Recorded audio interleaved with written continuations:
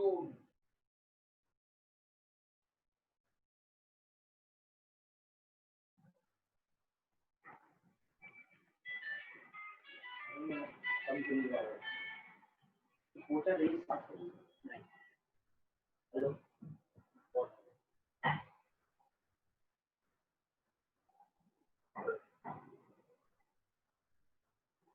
morning, students.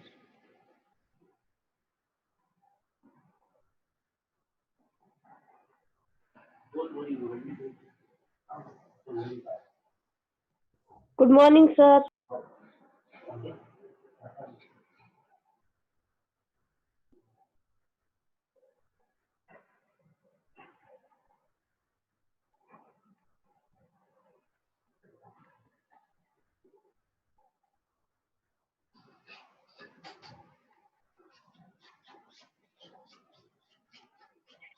Good morning, sir. Morning. Good morning.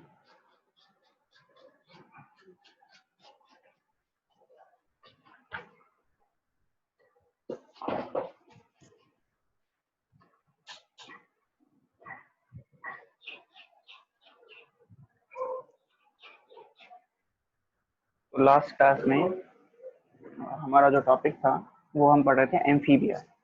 तो आज हम एम्फीबियंस को कवर करेंगे।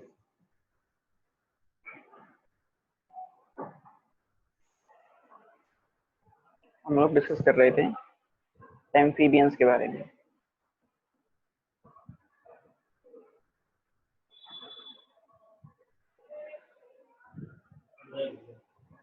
और एम्फीबियंस में कुछ हम जनरल पॉइंट समझ चुके थे कि इनको ये जो हैं एक्वेटिक और टेरेस्ट्रियल दोनों एनवायरनमेंट में रह सकते हैं। इनको एक्वेटिक मीडियम की जरूरत होती है फर्टिलाइजेशन के लिए। इसके अलावा हमने ये भी देखा था कि ये दो तरह की कंडीशन शो करते हैं कि जब बहुत ज़्यादा ठंड पड़ती है तो ये स्लीपिंग मोड में चले जाएंगे और उस स्लीपिंग को बोला जाएगा हाइबरनेशन। और जब बहुत ज़्यादा गर्मी पड़ेगी तो उससे अपनी बॉडी को बचाने के लिए ये फिर सो जाते हैं और उस स्लीप को बोलते हैं हम लोग एस्टिवेशन। तो कुछ एम्फीबिया गर्मियों में सो जाते हैं और कुछ सर्दियों में, ठीक है। और जब वो स्ट्रेसफुल कंडीशन खत्म हो जाएगी तो दोबारा से ये एक्टिव हो जाएंगे। अब यहाँ से हम आगे बात करेंगे। तो आगे अगर आज एम्फीबियंस की बात करें तो हम लोग ये समझेंगे कि जो एम्फीबियंस की बॉडी है इसमें दो पार्ट होते हैं। इनकी बॉडी के अंदर दो पार्ट हो सकते हैं और कुछ के अंदर टेल भी देखी जा सकती है। तो एम्फीबियंस की अगर बॉडी की बात करें, it has head and trunk. इनकी बॉडी में हेड होता है और ट्रंक होता है। नेक एब्सेंट होती है। और इन सम amphibians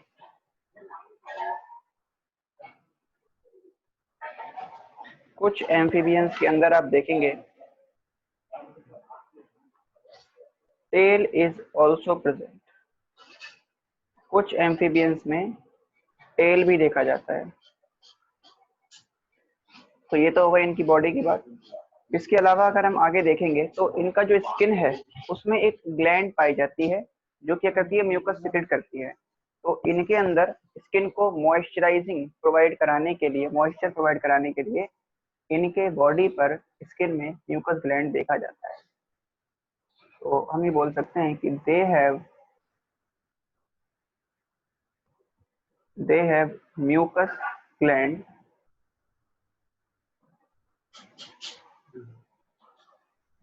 on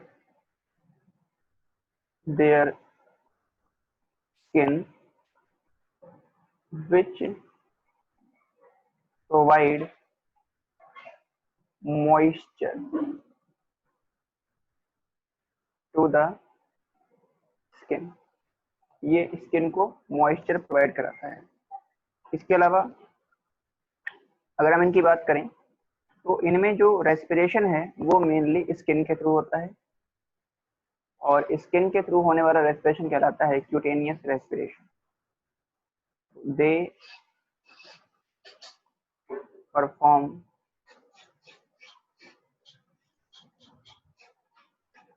respiration by skin इनमें स्किन के थ्रू रेस्पिरेशन होगा और इसको बोलते हैं cutaneous respiration. Cutaneous respiration, skin के थ्रू होने वाला रेस्पिरेशन क्यूटेनियस रेस्पिरेशन कहलाता है।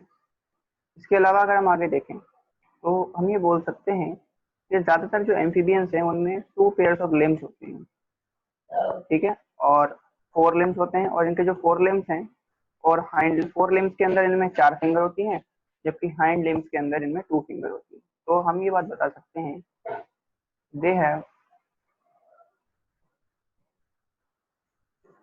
2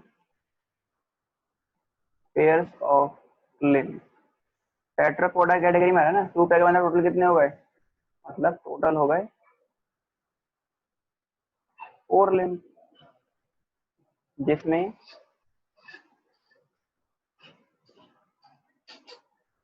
1 पेयर हो गए 4 लिम्स और 1 पेयर हो गए 4 लिम्स और 1 पेयर हो गए हाइंड लिम्ब। जो इनके 4 लिम्ब है इसके अंदर 4 डिजिट होती हैं। इट हैव 4 डिजिट्स, इसमें 4 डिजिट्स होती हैं, जबकि हाइंड लिम्ब के अंदर 5 डिजिट्स होती हैं। तो इट हैज 5 डिजिट्स, ठीक है। इसके अलावा अगर इनका माउथ देखेंगे तो माउथ जो है वो बिगर साइज का होता है।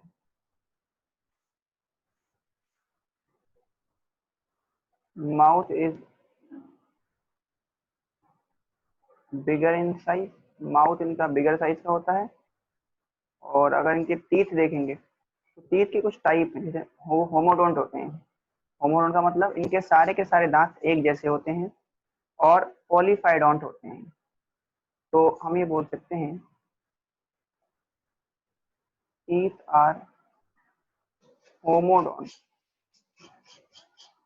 होमोडोंट का मतलब है all teeth are of same size, size shape इन सबका सेम होता है, तो होमोडोंट बोलते हैं। इसके अलावा इनके टीथ जो है वो पॉलीफायोडोंट होते हैं। पॉलीफायोडोंट, पॉलीफायोडोंट का मतलब है कि इनमें जो टीथ हैं, जो सेट ऑफ टीथ हैं, वो मैनी टाइम्स आते हैं, कई बार आते हैं। तो पॉलीफायोडोंट का मतलब है many set of teeth in their life, ठीक है। जैसे देखो इसका मतलब समझिए, जैसे हम लोग ह्यूमन टीथ की बात करें तो ह्यूमन के टीथ डायोफायोडोंट होते हैं। ह्यूमन में 2 सेट आते हैं टीथ के, सबसे पहले मिल्क टीथ, उसके बाद आते हैं परमानेंट टीथ या एडल्ट टीथ। तो पूरी लाइफ में ह्यूमन में 2 बार दांत आ रहे हैं। एक बार आते हैं मिल्क के टीथ होते हैं, वो गिर जाते हैं, और फिर उसके बाद क्या आते हैं, उसके बाद फिर आते हैं परमानेंट टीथ। जबकि अगर हम एम्फीबियंस की बात करेंगे तो एम्फीबियंस में जो सेट ऑफ टीथ हैं वो कई बार आते रहते हैं, मतलब इनकी लाइफ में कई बार दांत निकलते हैं, क्योंकि जैसे भी क्या होगा वो ब्रेक हो जाएंगे और ब्रेक होने के बाद फिर से इसमें नए टीथ डेवलप हो जाएंगे। तो इसलिए इनको बोलते हैं पॉलीफाइडोंट। तो ये हो गया आपका, ये सारे पॉइंट आप नोट करें। इसके बाद हम कुछ और इसकी प्रॉपर्टी समझते हैं।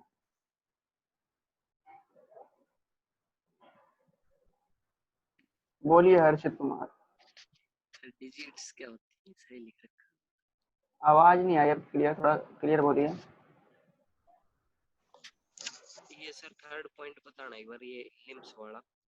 लिम्स वाला, इनमें ना 2 पेयर ऑफ लिम्स होते हैं। 2 पेयर ऑफ लिम्स का मतलब है टोटल 4 लिम्ब हो गए। 1 पेयर होंगे उसमें 4 लिम्ब और 1 पेयर होंगे उसमें हाइंड लिम्ब। 4 लिम्ब के अंदर अगर आप देखोगे तो हर एक लिम्ब में, 4 लिम्ब में 4 डिजिट रहेंगे। डिजिट का मतलब 4 उंगलियां होंगी, और जबकि हाइंड लिम्ब के अंदर 5 डिजिट देखी जाती हैं। अब देखिए, तो ये हमने पॉइंट समझ लिए, आप सभी ने नोट भी कर लिए होंगे ये। अब हम आगे बात करते हैं, और अब कर देते हैं, और एम्फीबियंस की कुछ और प्रॉपर्टीज की तरफ चलते हैं। तो अगर हम और प्रॉपर्टीज की बात करेंगे एम्फीबियंस में, तो हमारे पास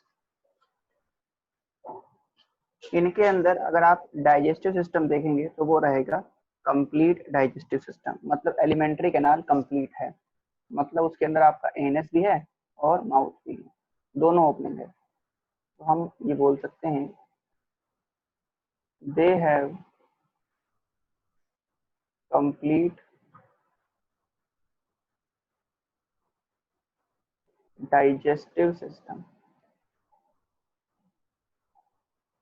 इसके अलावा आगे अगर बात करें तो रेस्पिरेशन के लिए जनरली तो इनमें स्किन के द्वारा होगा, लेकिन कुछ के अंदर गिल्स के थ्रू भी हो सकता है रेस्पिरेशन, या लंग्स के थ्रू भी हो सकता है। तो रेस्पिरेशन हम समझ ही चुके हैं कि में कैसे होता है, स्किन के थ्रू होता है। अच्छा, ये कैसे होते हैं? ये कोल्ड ब्लडेड होते हैं, ये बात हम कल ही समझ चुके थे। ये कैसे हैं? कोल्ड ब्लडेड हैं। और कोल्ड ब्लडेड के लिए टर्म हम क्या यूज करते हैं? हम इसके लिए टर्म यूज करते हैं पोइकिलोथर्मी। पोइकिलोथर्मी या पोइकिलोथर्मल होते हैं। इसके अलावा हम ये बोल सकते हैं कि इनके अंदर हार्ट जो होता है वो 3 चैम्बर होता है। हार्ट इज 3 चैम्बर, और 3 चैम्बर हार्ट में 2 तो हो जाएंगे एट्रियम, एक हो जाएगा वेंट्रिकल। इसके अलावा इनकी जो आरबीसी है वो बाय कॉन्वेक्स होती है, ओवल शेप और न्यूक्लिएटेड होती है। आरबीसी इज बाय कॉन्वेक्स, इसके अलावा ओवल शेप्ड एंड न्यूक्लिएटेड, मतलब इनकी आरबीसी में न्यूक्लियस देखा जाता है। और हम ये बोल सकते हैं कि इनमें एक्सक्रीशन जो है वो किडनी के थ्रू होगा, और ये यूरिक एसिड रिलीज करते हैं। तो जो यूरिक एसिड रिलीज करें दे एक्सक्रीट यूरिक एसिड, और क्योंकि ये यूरिक एसिड रिलीज कर रहे हैं इसलिए कहलाते हैं, अच्छा एक मिनट, ये हैं आपके यूरिक एसिड नहीं, ये यूरिया रिलीज करते हैं, एम्फीबियन। तो यूरिया रिलीज करते हैं, और क्योंकि यूरिया रिलीज कर रहे हैं इसलिए ये कहलाएंगे यूरियोटैलिक। ये कैसे होते हैं? यूरियोटैलिक होते हैं। जो यूरिया एक्सक्रीट करें वो यूरियोटैलिक। और इनके जो लार्वा हैं, ये आपको पॉइंट याद रखना है, बट देयर लार्वा आर, इनकी जो लार्वा फॉर्म होती हैं ये क्या करती हैं? ये होती हैं अमोनोटैलिक। अमोनोटैलिक का मतलब जो क्या करें? Excrete out ammonia. ये अमोनिया को एक्सक्रीट आउट करते हैं। इसके बाद हम ये बोल सकते हैं कि इनके अंदर जो स्कल होता है उसमें उसके अंदर 2 कॉन्डाइल हैं। जब 2 ऑसिपिटल कॉन्डाइल हैं तो एक स्कल कैसा हो गया? डाइकॉन्डाइलिक हो गया। Skull is dicondylic. देखो ये सब ना अब आपको टर्म पता होनी चाहिए, क्योंकि हम लोग ये बातें समझ चुके हैं कि डाइकॉन्डाइलिक क्या होता है, मोनोकॉन्डाइलिक क्या होता है। इसके बाद हम इनमें अगर देखें तो इनमें 10 क्रेनियल नर्व देखी जाती हैं। They have 10 cranial nerve. इनके अंदर 10 क्रेनियल नर्व होती हैं। और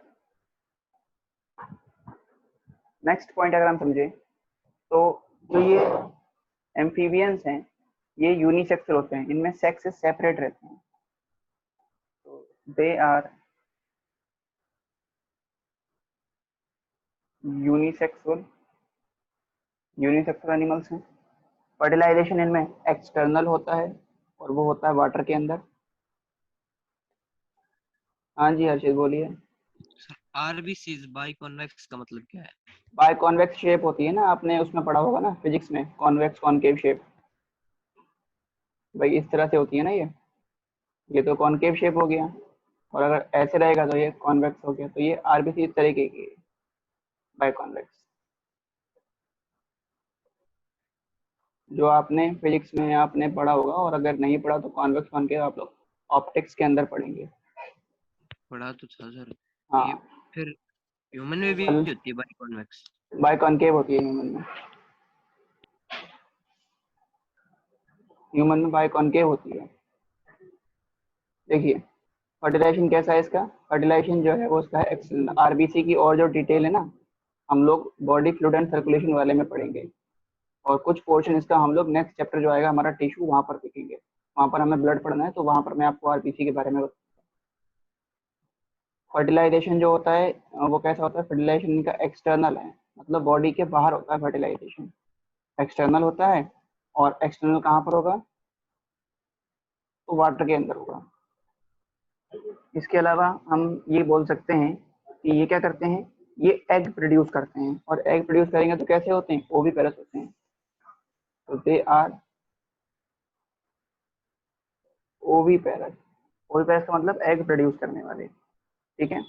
और डेवलपमेंट जो होता है वो लार्वा के थ्रू होता है, तो इसमें ना एग से लार्वा बनते हैं, तो दे प्रोड्यूस लार्वा, ये लार्वा प्रोड्यूस करते हैं।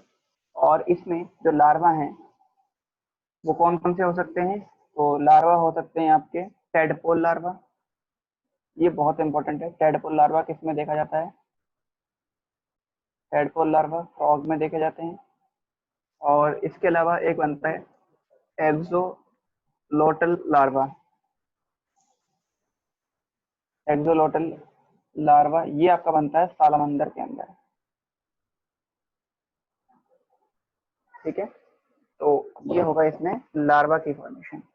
इसके अलावा फिर हमने एम्फीबियंस को 3 सब ऑर्डर में डिवाइड किया है, तो तीनों सब ऑर्डर को हम नाम देख लेते हैं और फिर इनके एग्जाम्पल देख लेते हैं।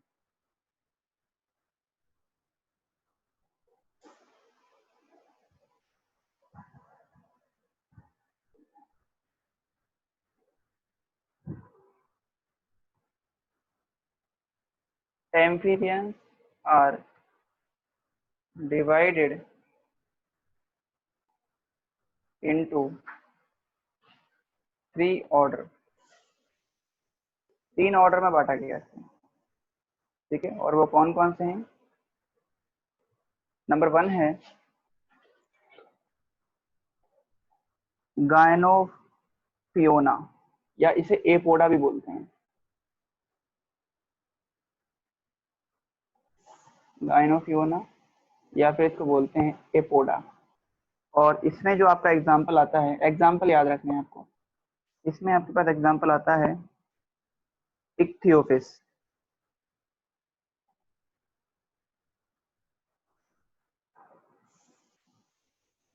इक्थियोपिस इसमें ना लिम्स नहीं होते, इक्थियोपिस ऐसा है जिसमें लिम्स एब्सेंट होते हैं। इसके बाद सेकंड हमारे पास आता है काउडेटा, कॉर्डेटा, कॉर्डेटा को हम लोग बोलते हैं यूरोडिला। और यूरोडिला के अगर हम एग्जांपल देखेंगे तो इसमें आता है सालामंदर,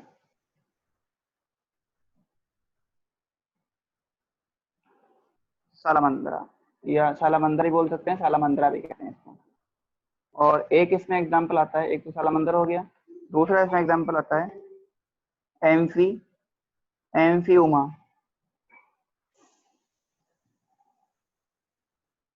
एम्फीउमा, ठीक है। एम्फीउमा की खास बात क्या है ये आपको याद रखनी है, एम्फीउमा में लार्जेस्ट आरबीसी होती है, इसकी आरबीसी सबसे बड़ी है, तो लार्जेस्ट आरबीसी। और तीसरा हमारे पास आता है एनूरा, एनूरा को हम सेलियंशिया भी बोलते हैं, एनूरा या इसको बोलते हैं सेलियंशिया। और अगर हम एनूरा या सेलियंशिया की बात करें, इसमें हमारे पास क्या क्या एग्जाम्पल आएंगे, इसमें आपके पास आता है पहला राना टिग्रीना, राना टिग्रीना, ठीक है। राना टिग्रीना क्या है, यह है इंडियन, इंडियन फ्रॉग है, ये इंडियन बुल फ्रॉग जिसे बोलते हैं। दूसरा एग्जाम्पल अगर आप देखेंगे इसमें तो बोलेगा बूफो, बूफो, बूफो जिसे बोलते हैं। और बूफो भी क्या है, ये भी आपका फ्रॉग है, इसे कॉमन टोड है ये, ठीक है। और नेक्स्ट एग्जांपल अगर आप देखोगे तो आ जाएगा ये हाइला। हाइला जो है इसे बोलते हैं ट्री फ्रॉग, पेड़ पे चढ़ने वाला फ्रॉग है ये, या पेड़ पे रहने वाला फ्रॉग। और एक है एलाइटिस, ठीक है। एलाइटिस जो है मिड वाइफ टोड होता है ये। अब इसमें आपको ये ये दो एग्जांपल आपको याद होने चाहिए एनोरा के अंदर, एक तो राना टेगरीना और दूसरा बूफो।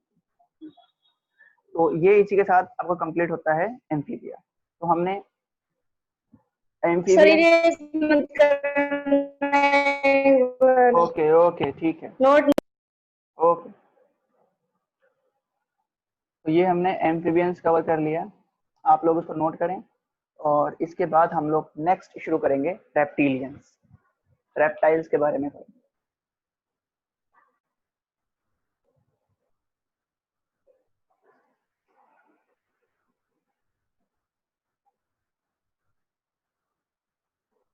रेप्टाइल्स में हमारे पास आएगा जैसे क्रोकोडाइल हो गया, स्नेक हो गया, लिजार्ड हो गया, ये सारे हमारे पास रेप्टाइल्स के अंदर आएंगे, जिनको हम अभी डिस्कस करेंगे।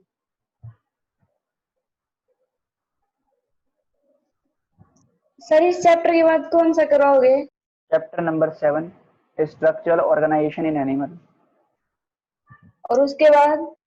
मॉर्फोलॉजी ऑफ फ्लावरिंग प्लांट, उसके बाद एनाटॉमी ऑफ फ्लावरिंग प्लांट, उसके बाद cell biology, cell structure and function of life, उसके बाद बायोमोलिक्यूल, उसके बाद सेल डिवीजन, फिर प्लांट फिजियोलॉजी और फिर ह्यूमन फिजियोलॉजी।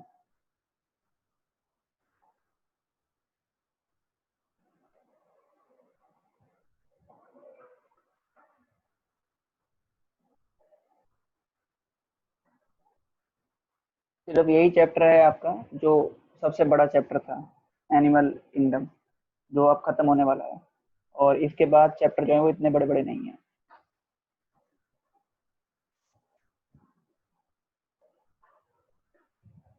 और इस चैप्टर को आपको जितना कराया गया है उतना ही आपको याद करना है, क्योंकि इसमें मेमोराइजिंग चीज़ें बहुत सारी हैं, बहुत ज़्यादा हैं, आपको याद रखनी होंगी चीज़ें। और सीधा सीधा डायरेक्ट क्वेश्चन इसमें आता है। चलिए कर लिया आप सभी नोट डाउन, ये रब कर दें इसको।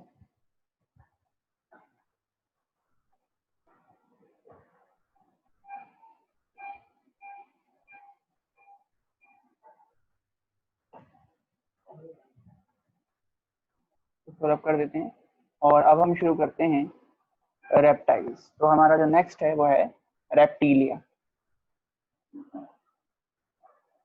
नेक्स्ट इज, पहला हमने पढ़ लिया टेट्रापोडा में एम्फीबिया, दूसरा हम टेट्रापोडा में पढ़ने जा रहे हैं रेप्टीलिया। अब देखिए, रेप्टिलियंस की अगर हम बात करें तो रेप्टाइल्स जो हमारे पास आते हैं, या रेप्टाइल्स की अगर हम बात करें तो ये जो है ना, ये क्रीपिंग एनिमल्स होते हैं जो कि क्रीप करते हैं या crawling mode of locomotion show करते हैं। क्रीपिंग या क्रॉलिंग का मतलब है रेंगना, तो इसलिए इनको बोला गया है रेप्टाइल्स। जो इसका नाम है रेप्टाइल्स, ये एक लैटिन वर्ड से लिया गया है, रेप्टम, और रेप्टम का मतलब होता है टू क्रीप। तो जो रेप्टाइल्स है, रेप्टिलिया है, ड्राइव्ड फ्रॉम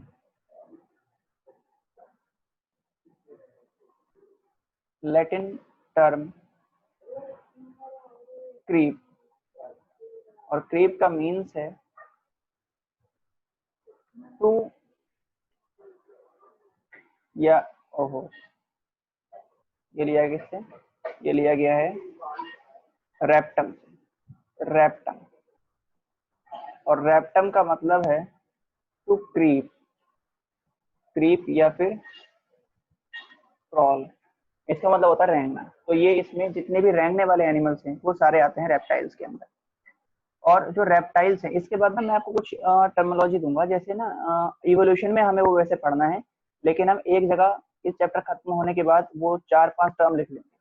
तो पहले इसको समझ लेते हैं, उसके बाद बताएंगे, क्योंकि अगर आपके पास मॉड्यूल होंगे तो आप लोग इसमें एक पॉइंट पढ़ते होंगे कि ये पाए गए हैं मीसोइक एरा के अंदर, उसके बाद लिखा होगा गोल्डन एरा ऑफ रेप्टाइल्स, इस तरह से। तो वो अभी कंफ्यूज ना हो, वो मैं आपको इस चैप्टर खत्म होने पर वो सारी पॉइंट क्लियर कर दूंगा। 5 एक पॉइंट होंगे वो सारे बता दूंगा आपको।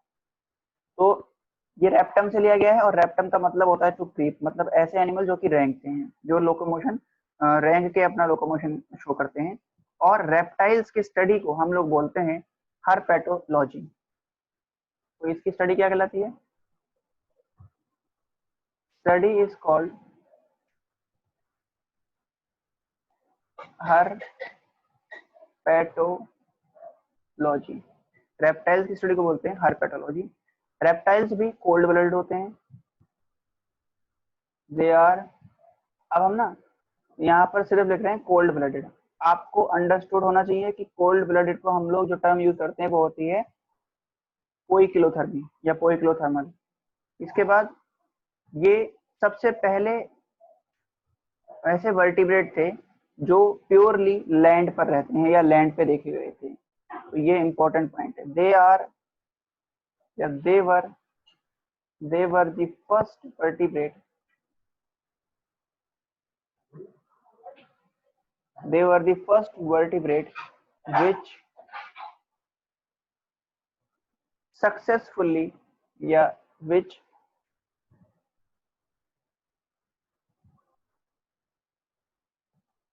successfully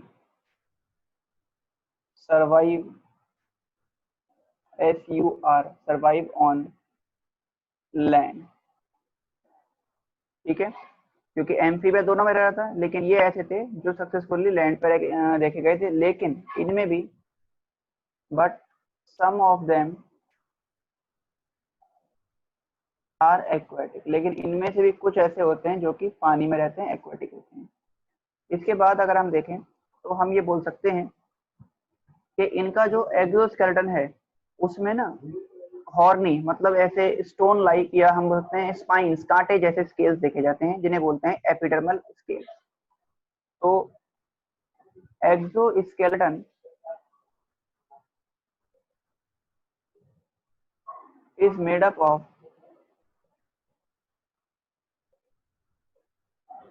horny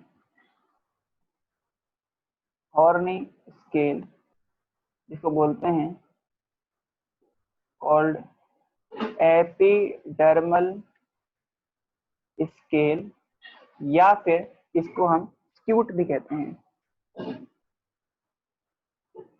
एपिडर्मल स्केल या स्क्यूट, और वो किसका बना होता है? इसका स्केल एपिडर्मिस का बना होता है। ठीक है, इसके अलावा अगर हम आगे देखें तो हम ये बोल सकते हैं कि इनकी स्किन जो होती है वो ड्राई होती है और उसमें कोई ग्लैंड नहीं होती। Skin is dry and non glandular. Skin dry है क्योंकि उसमें कोई ग्लैंड नहीं है। और अगर हम स्नेक की और लेजार्ड की बात करें तो इनके स्किन के ऊपर ना ऐसे आपको लाइनिंग दिखाई देंगी। तो ऐसे स्किन के जो ऊपर लाइनिंग है स्केल के ऊपर, उसे बोलते हैं स्किन कास्ट। तो स्नेक और लेजार्ड में स्किन कास्ट देखा जाता है।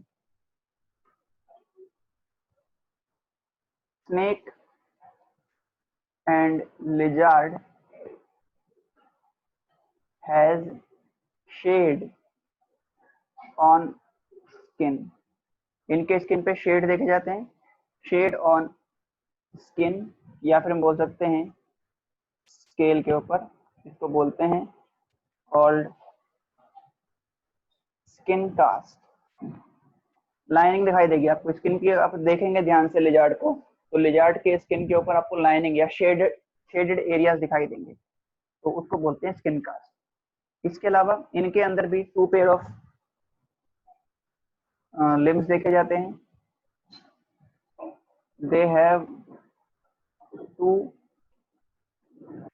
Pairs of limbs. इनमें भी 2 पेयर लिम्स होते हैं और हर एक लिम्ब में 5 डिजिट्स होती हैं। And each limb has 5 digit. इनके हर एक लिम्ब में 5 डिजिट देखी जाती हैं और हर एक डिजिट में कर्विंग नेल होते हैं जो कि कर्व रहते हैं। ठीक है, इन कर्व नेल होते हैं, अंदर की तरफ मुड़े हुए नेल देखे जाते हैं। तो हम ये बोल सकते हैं ईच डिजिट हैज इनकर्व्ड नेल, अंदर की तरफ मुड़ा हुआ नेल होता है हर किसी के अंदर, हर लिम्ब के, हर उसके अंदर, डिजिट के अंदर। सिर्फ स्नेक ऐसे होते हैं जिनके अंदर लिम्स नहीं देखे जाते। तो ब्रैकेट में लिखते हैं स्नेक आर लिम्बलेस, स्नेक होते हैं लिम्बलेस, इनके अंदर लिम्स नहीं देखे जाते। ठीक है, तो ये पॉइंट्स आप सभी नोट करिए। इसके बाद हम कुछ और जनरल पॉइंट समझते हैं रेप्टाइल्स के बारे में। चलिए, आई होप आप सभी ने ये लिख लिए होंगे। अब देखिए आगे अगर बात करें इसके बाद, तो हम अगर इनका डाइजेस्टिव सिस्टम देखेंगे तो वो कैसा होता है, कंप्लीट होता है। तो इनके अंदर भी कंप्लीट डाइजेस्टिव सिस्टम है। तो they have complete digestive system, इनके अंदर कंप्लीट डाइजेस्टिव सिस्टम देखा जाता है। इसके अलावा अगर इनका हार्ट देखेंगे तो, या पहले टीथ की बात कर लेते हैं। इनके जो टीथ हैं वो होते हैं कैसे, ये होते हैं आपके फ्लूरोडॉन टाइप टीथ होते हैं। तो दे हैव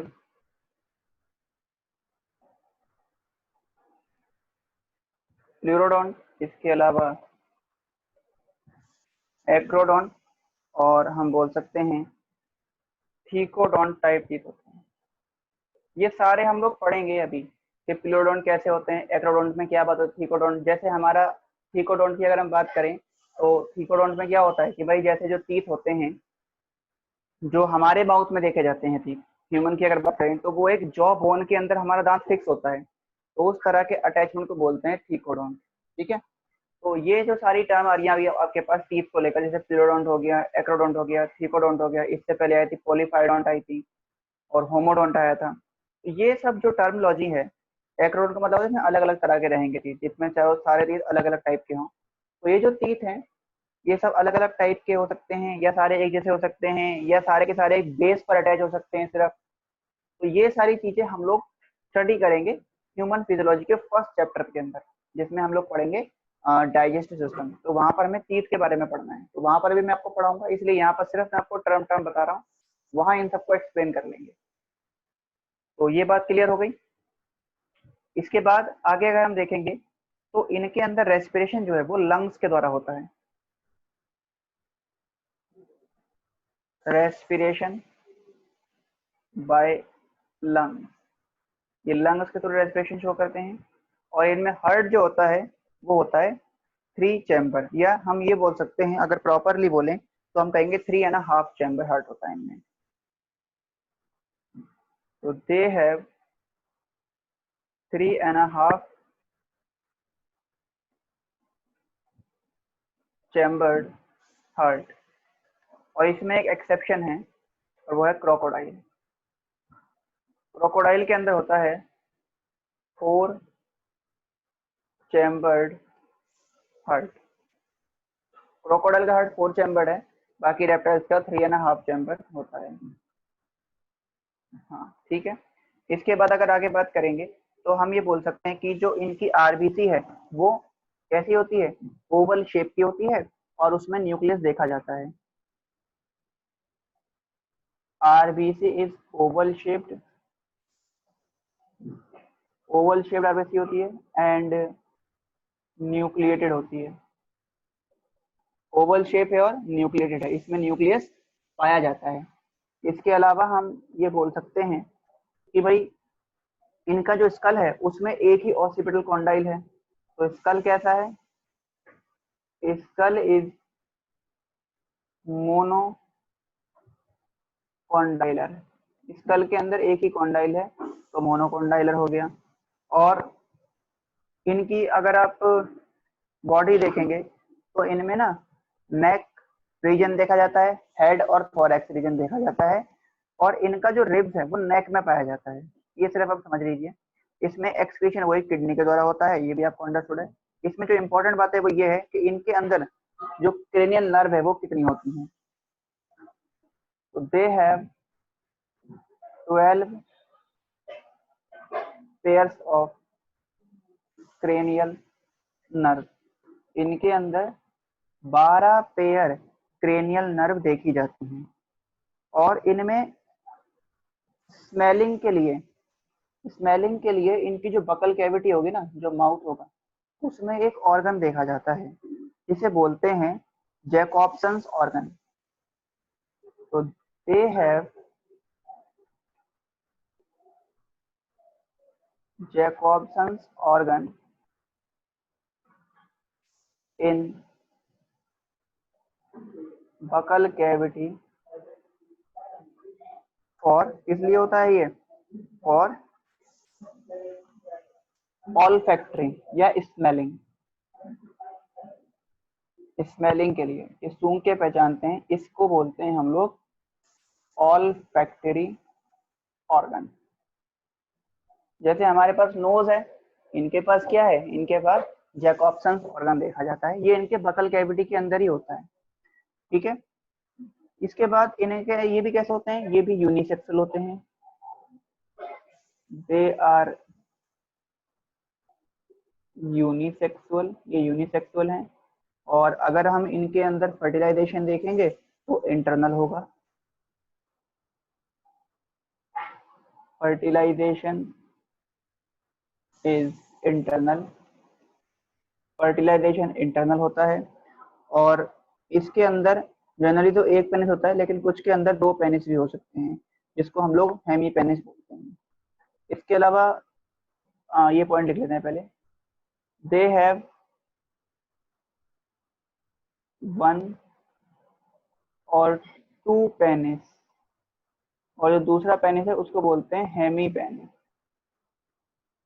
और ये क्या होते हैं, एज ए कॉप्युलेटरी ऑर्गन। ये पेनिस जो है वो कॉप्युलेटरी ऑर्गन, कॉपुलेशन में हेल्प करता है, मतलब सेक्सुअल इंटरकोर्स में हेल्प करेगा। ठीक है, डेवलपमेंट इनके अंदर डायरेक्ट होता है, तो लार्वा फॉर्मेशन नहीं होते। डेवलपमेंट इज डायरेक्ट डेवलपमेंट है, लार्वा नहीं बनेंगे।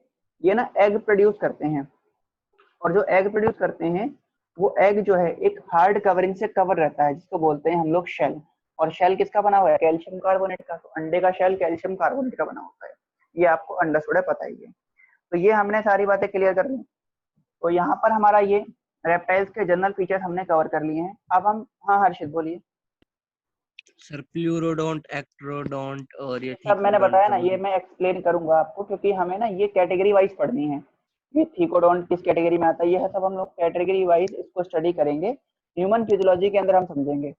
फिलहाल आपसे जो पूछा जा सकता है थीकोडोंट के बारे में आपसे पूछ सकता है, तो इसलिए मैंने वो बताया कि थीकोडोंट का मतलब होता है कि जिसमें टीथ जो है वो एक जॉ बोन के अंदर फिक्स रहता है। जैसे ह्यूमन का दांत है, जबड़े के अंदर हमारा जो टीथ है वो फिक्स रहता है, अटैच रहता है। तो इस तरह का डेंटिशन, इस तरह का दांतों का अरेंजमेंट कहलाता है थीकोडोंट। ये सारे दांतों के अरेंजमेंट हैं, प्लूरोडोंट टाइप अरेंजमेंट होना, एक्रोडोंट अरेंजमेंट होना और थीकोडोंट अरेंजमेंट होना। एक तो दिखाता है कि किस तरीके से फिक्स है जॉ बोन के अंदर, दूसरा ये दिखाता है कि जो टीथ है वो कितने टाइप के हैं, तीसरा जो सेट ऑफ टीथ है वो कितनी बार आ रहे हैं। ये कुछ प्रॉपर्टीज हैं, जो सारी प्रॉपर्टीज हम लोग ह्यूमन फिजियोलॉजी में समझेंगे। हम वहां पर टीथ को क्लासिफाई करेंगे अरेंजमेंट के बिहाफ पे, टाइप्स के, शेप के बिहाफ पे, उसके अलावा उनके ओरिजिनेशन के बिहाफ पे, इस तरीके से। तो वहां पर मैं आपको क्लियर करा दूंगा। यहाँ पर सिर्फ आपको टर्मिनोलॉजी पता होनी चाहिए कि किसके अंदर कौन सी तरह का टीथ है। और सर इसमें रेस्पिरेशन बाय लंग्स, तो क्रोकोडाइल तो सर वाटर में भी रहता है, तो वो भी लंग्स से करता है बाहर हाँ, या लंग्स फिर के थ्रू अंदर? जाता है, लंग्स के थ्रू जाता है। क्रोकोडाइल देखो हमेशा पूरा टाइम वाटर के अंदर नहीं रहता, वाटर में भी रहता है और लैंड एरिया के अंदर भी रहता है। तो वो आप देखोगे वाटर के अंदर जब वो रहेगा तो वाटर में क्रोकोडाइल किस तरह से रहता है, वाटर के सरफेस के ऊपर रहता है, वो शैलो वाटर एरिया में या डीप वाटर के अंदर जाके नहीं रहता। तो लंग्स के थ्रू ही करेगा वो भी। और सर ये 1 और 2 पेनिस होते हैं सर इसमें, तो हाँ, सर एक भी हो सकता है और 2 भी हो सकते हैं। सेकंड का वर्क क्या होता है फिर? दोनों का वही सेम वर्क है, कॉपुलेटरी ऑर्गन। दोनों सेम है, सेक्सुअल इंटरकोर्स में ही हेल्प करते हैं। अगर एक होगा तो भी, 2 होंगे तो भी। और कोई डाउट? चलिए, नो सर। तो ये हमने सारे पॉइंट जनरल प्रॉपर्टी रेप्टाइल्स की कवर कर ली। अब ये जनरल प्रॉपर्टी रेप्टाइल्स की कवर करने के बाद अब हम रेप्टाइल की कुछ क्लासेस को समझ के एग्जाम्पल उसके क्लियर कर लेते हैं। ठीक है, तो एग्जाम्पल्स की तरफ चलते हैं। इसमें रेप्टाइल्स में सबसे पहले हम लोग बात करते हैं स्नेक के बारे में, या पहले बात कर लेते हैं टर्टल के बारे में। ठीक है, टर्टल्स के बारे में बात कर लेते हैं। तो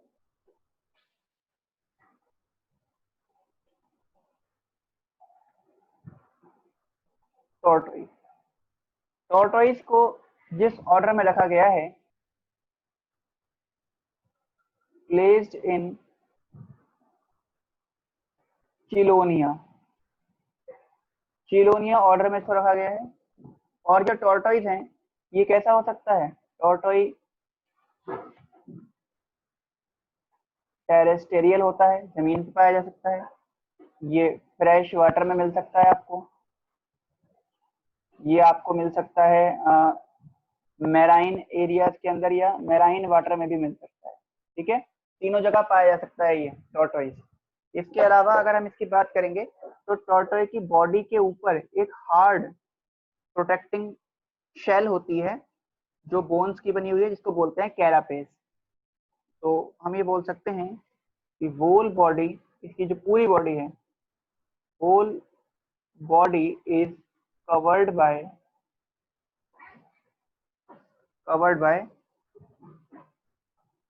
बोनी शेल, बोन की बनी हुई शेल होती है इसके अंदर, जिसको बोलते हैं कैरापेस। तो इसमें बोन की बनी हुई शेल होती है, इसको हम कैरापेस बोलते हैं। ये बहुत इंपॉर्टेंट है, कैरापेस याद रखिएगा। जो आपको दिखाई दे ना कछुए के ऊपर जो आपको कवरिंग दिखाई देती है, उसको हम बोलते हैं कैरापेस। तो कैरापेस इसके ऊपर देखी जाती है, और ये क्या करता है, जब कभी भी ये खतरा देखता है तो अपने सारे ऑर्गन को उन कैरापेस के अंदर मूव कर लेता है। इसमें अब टॉर्टोइस की कई सारी कैटेगरी आती हैं, जैसे एक हमारे पास आता है टेस्टुडो। टेस्टुडो जो है, ये होता है कॉमनली इसको बोलते हैं लैंड टर्टोइस। इसके अलावा एक आता है आपके पास चिलोन। चिलोन की अगर बात करेंगे, चिलोन है मैराइन टर्टल, मैराइन टर्टल। और एक हमारे पास आता है ट्रायोनिक्स। ट्रायोनिक्स है फ्रेश वाटर टर्टल। ठीक है, तो ये हो गए आपके टर्टल। और इंडियन जो होता है उसे बोलते हैं कछुगा टेक्टम। कछुगा टेक्टम जो है वो इंडिया का है। तो ये तीन एग्जांपल आपको याद रखने हैं। इसके बाद नेक्स्ट हम आगे बात करें तो एक हमारे पास एग्जांपल आता है फिर जैसे हम लोग बात कर रहे हैं लिजार्ड की, तो लिजार्ड की स्टडी को बोलते हैं सोरोलॉजी। तो हम लोग अब समझते हैं लिजार्ड के। एक तो हमने समझ लिया टर्टल, टर्टल के बाद हम लोग समझते हैं लिजार्ड।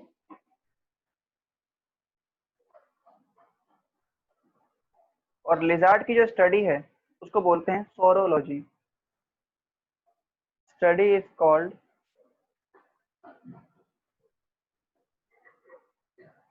सोरोलॉजी।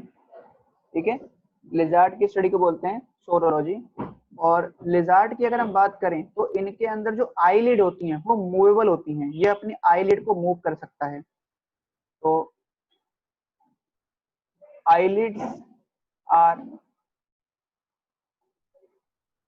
मूवेबल। इसके अलावा इसके एग्जाम्पल हमारे पास इंपॉर्टेंट है जो हमें समझने हैं। इसमें पहला एग्जाम्पल है हेमीडेक्टाइलस।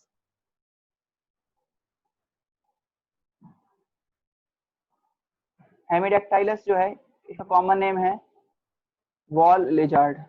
जो दीवार पे देखी जाती है आपको, जो घरों में देखी जाती है, ये आपका क्या है, हेमीडेक्टाइलस है, वॉल लिजार्ड। इसके अलावा एक और आप एग्जाम्पल देखेंगे तो एक आपके पास आता है कैलोट्स। कैलोट्स को अगर हम देखेंगे, ये होता है गार्डन लिजार्ड।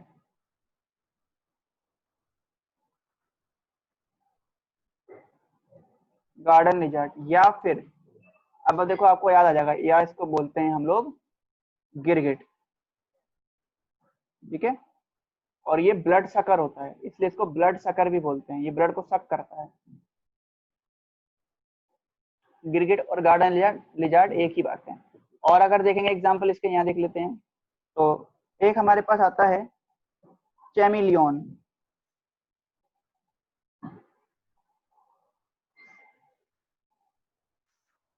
चैमिलियन, और चैमिलियन को कॉमनली बोलते हैं ट्री लिजार्ड, ये पेड़ पे देखा जाता है।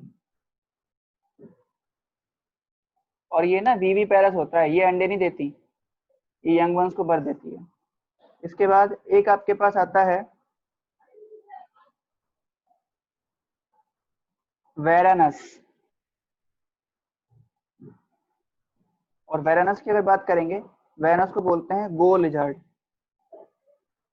गो लिजार्ड, ठीक है।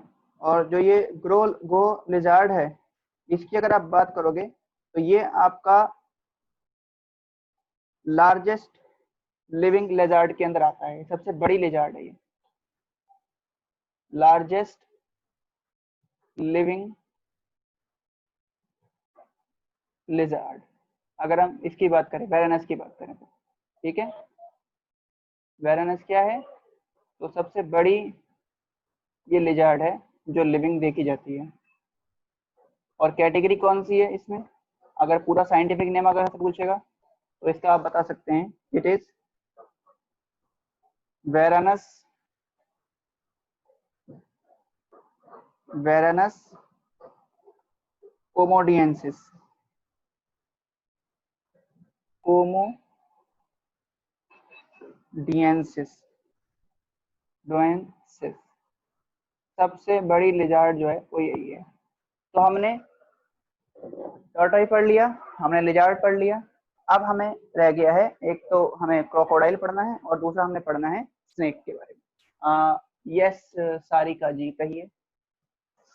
सर वाल लिजार्ड की स्पेलिंग है वो साइंटिफिक दोबारा से बोलना। Hemidactylus, HEMIDACTYLUS, Hemidactylus. तो ये हमने कवर कर दिया टॉर्टोइस और लिजार्ड के बारे में। अब नेक्स्ट हम लोग पढ़ेंगे क्रोकोडाइल्स के बारे में। क्रोकोडाइल हो गया, उसमें एलिगेटर आएगा और ग्रेवेलिस आएगा। तो क्रोकोडाइल और स्नेक के बारे में हम लोग नेक्स्ट क्लास के अंदर स्टडी करेंगे, और इनके एग्जांपल्स कवर करते ही हमारा जो रेप्टाइल्स है वो भी कवर हो जाएगा। और फिर हमारे पास दो ही चीजें रह जाएंगी, एक एव्स और दूसरा मैमल्स। तो होपफुली कल हमारा ये चैप्टर कंप्लीट हो सकता है। तो आप यहाँ तक अच्छे से पढ़ के रखिए, जो कराया गया है उसको अच्छे से पढ़ें, एग्जाम्पल को मेमोराइज करने की कोशिश करें, और साथ ही साथ जो आपके क्वेश्चंस हैं वो आप लगाएं। आप सभी के पास मॉड्यूल अवेलेबल होंगे, तो आप लोगों को मॉड्यूल में जाना है, और मॉड्यूल में पेज नंबर 60 आप निकालेंगे एक्सरसाइज 1, और पेज नंबर 60 के 61 क्वेश्चन आज आप लोग लगाएंगे, ठीक है। तो page number 60 exercise 1 conceptual question है, आपके मॉड्यूल में दे रखे हैं नॉन कोऑर्डिनेट्स के, तो उसके 61 क्वेश्चन आप लोगों को कर लेने हैं। तो इतना काम करके रखेंगे, बाकी कंटिन्यू सर करेंगे। जिनके पास मॉड्यूल नहीं है वो बड़ी दिक्कत हो जाएगी उनके साथ, तो वो मुझे व्हाट्सएप करें, मैं उन्हें क्वेश्चन क्लिक करके सेंड कर दूंगा,